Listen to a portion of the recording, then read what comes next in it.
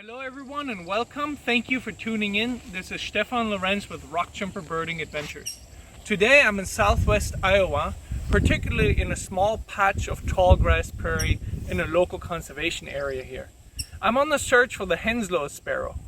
The Henslow sparrow was named by John James Audubon in 1829 after Stephen Henslow, a prominent British geologist and botanist at the time. This species has been on the decline, so we'll head out into this patch of prairie to see whether we can find any of the breeding males still on territory.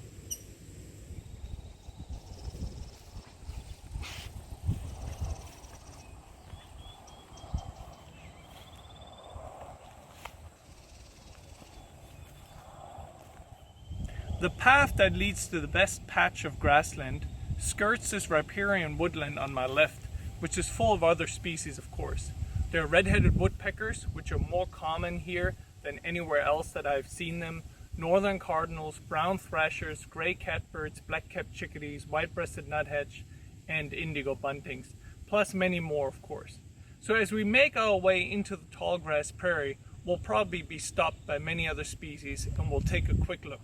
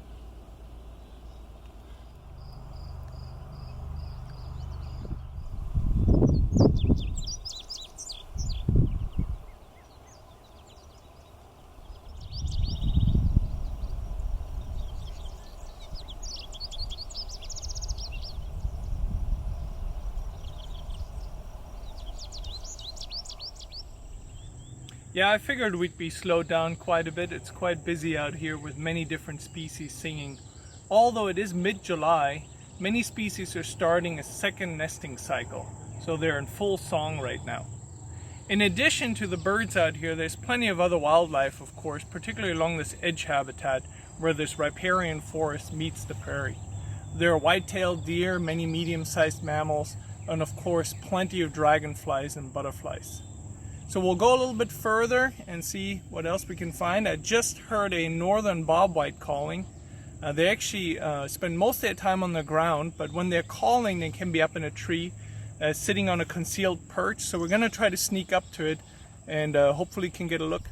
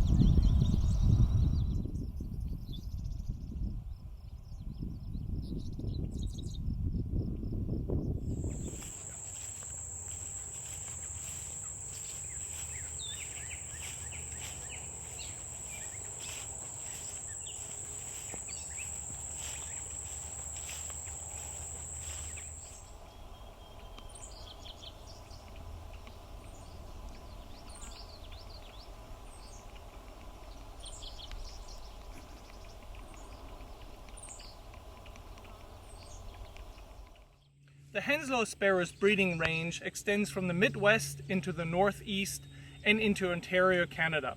It has declined mostly in its eastern part of the range and expanded a bit in the southwestern part of its range.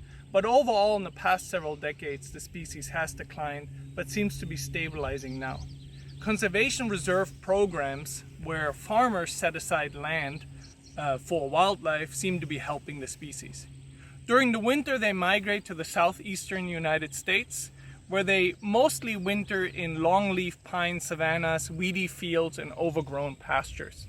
I had the great fortune that during my master's thesis in northeast Texas, I was able to discover a sizable wintering population, wintering in post-oak savanna type habitat, which was quite interesting and really fun to work with.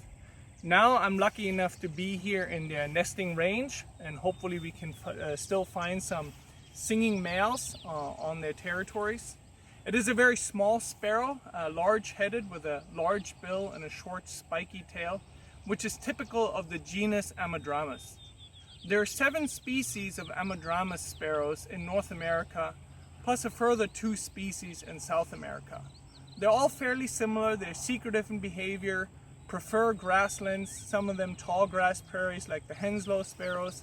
The similar grasshopper sparrow prefers short grass prairies, and there are many other habitat specialists in the same genus, like seaside sparrow, the sharp-tailed sparrow, and the uncommon Baird sparrow. So let's go a little bit further into the prairie here and have a listen and look for the Henslows.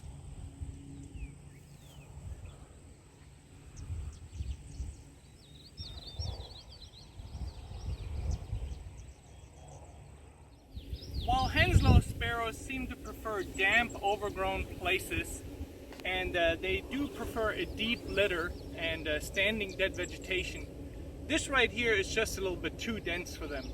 And you can see it hasn't been disturbed for quite a while. In this habitat, it's more common to find dick thistle, sedge wrens, common yellow throats, and even some areas that are more dominated by grasses, you can find bobolink if you're lucky. So this is actually not the proper habitat for the Henslow sparrow because it's just a bit too overgrown, too many non-native grasses in here, and too dense of a litter on the ground.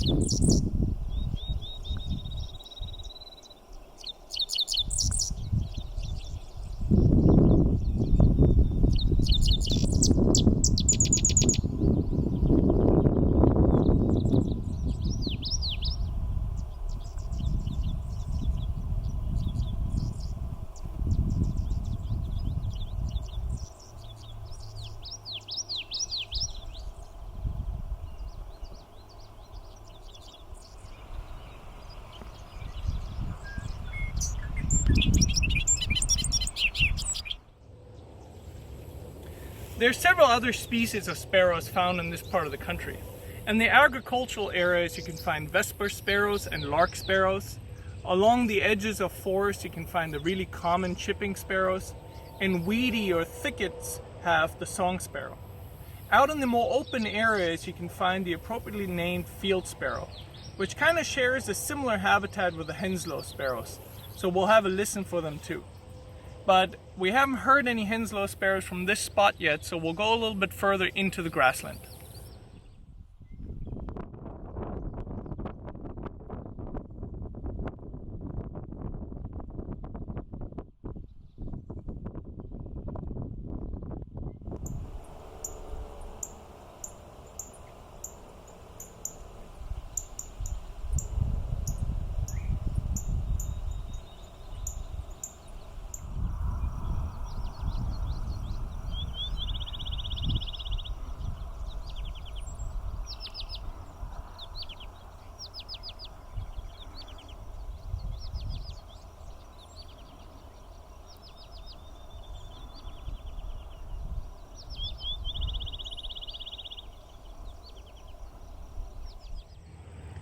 Dick thistles are really common in these types of grasslands, and as we listen for these Henslow sparrows, we have to be cautious because the final notes of a typical dick thistle call can sound awfully similar to a Henslow sparrow. The Henslow sparrow has a really simple song. It's a 2-noted slick that is not that obvious and not that loud and not easy to hear from a distance. Nearby there are also the similar grasshopper sparrows, which have an insect-like trill, but it's a very different species. It does share the same sort of large-headed look and large bill, but it lacks the streaking on the breast. It doesn't have any olive green tones on the head, and it's also lighter colored overall. And they do seem to prefer shorter vegetation compared to the Henslow sparrows.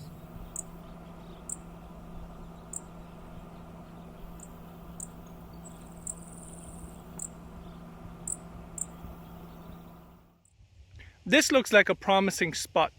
Henslow sparrows will often nest in close proximity to each other, with several males singing within earshot, while other areas of apparently suitable habitat are left empty. So exact habitat preference is little understood in this species, although they do prefer large patches of grassland. This right here is a small patch of suitable habitat, and hopefully it will attract some birds. Birds may not return year after year, although in some of the best habitat patches they appear to do so.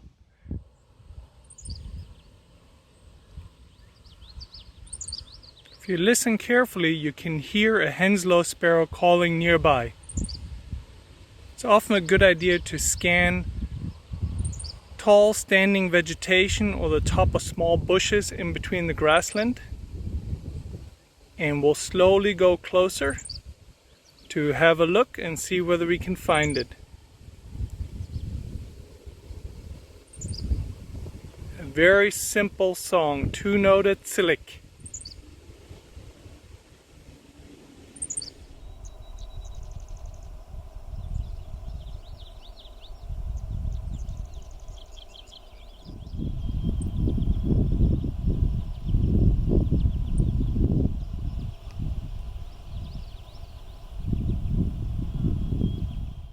As you saw, the Henslow sparrow can be quite secretive.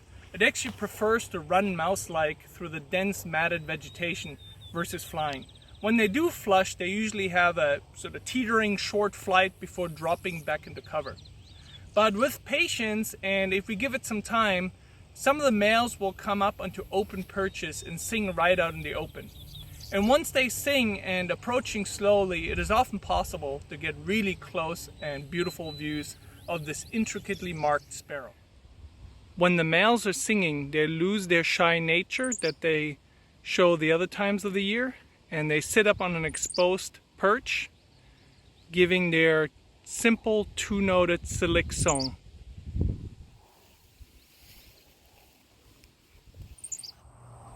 I do have a male Henslow sparrow lined up in the scope here. It's sitting up on one of these cedar bushes on its song perch. And like I said before, once they're sitting up singing, they're actually quite approachable and tame. So I'm going to go forward real slowly and see whether I get some photos and some video footage.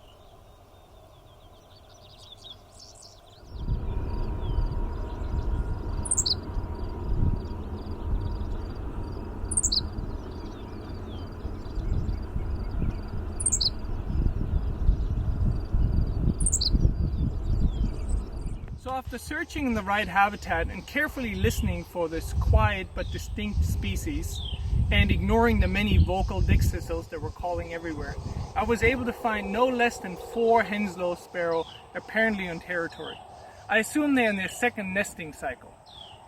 Hopefully more areas like this can be set aside to protect this species for the future here in Iowa and the rest of its range.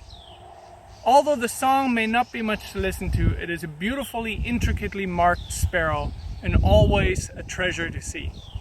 So with such success, happy to go home. It's warmed up quite a bit here in the middle of July, in the late morning.